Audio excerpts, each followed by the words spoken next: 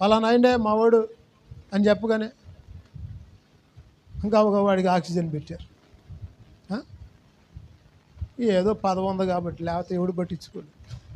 ఏసు రక్తమే. ఏమంటే human rights regional director నుండి ఫోన్ చేస్తున్నాను, మావాడు ఉన్నాడని బయట అనగానే గబగబా సిలిండర్ పెట్టారు.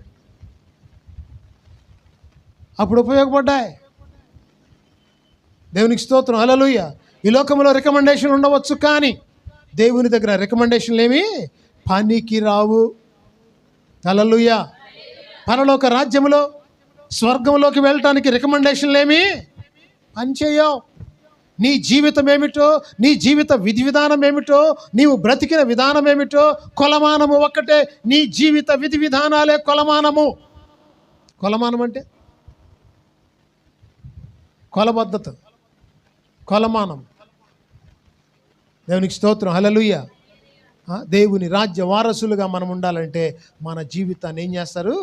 కొలమానం పెడతారు. థంబ్నైల్ అంటారు. థంబ్నైల్ అంటే థంబ్నైల్ కాదు, ఫ్లమ్ లైన్ అంటే ఒక తూకం ఉంటుంది చూడండి, గోడలు కట్టేవారు తూకం పెడతారు. ఆ తూకంతో చూస్తారు దేవుడు మన జీవితం ఏ విధంగా ఉందో, జీవిత బ్రతుకు ప్రయాణం ఏ విధంగా ఉందో పరీక్షించిన తరువాత మాత్రమే పరలోక రాజ్యాన్ని దేవుడు ఇస్తాడు. చప్పట్లు కొట్టి దేవునికి స్తోత్రం చెబుదాం. హల్లెలూయా, హల్లెలూయా. లోకములో అయితే ఉన్న పదవులను బట్టి, అధికారమును బట్టి రికమెండేషన్లు ఉంటాయి. పరలోక రాజ్యంలో ఏ రికమెండేషన్లు పనికి రావు. హల్లెలూయా.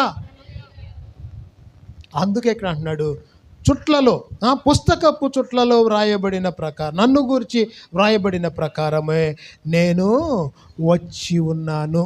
ఆమేన్, హల్లెలూయా. చూడండి, ఒక్క మాటలో ఎంత అర్థం ఉన్నదో.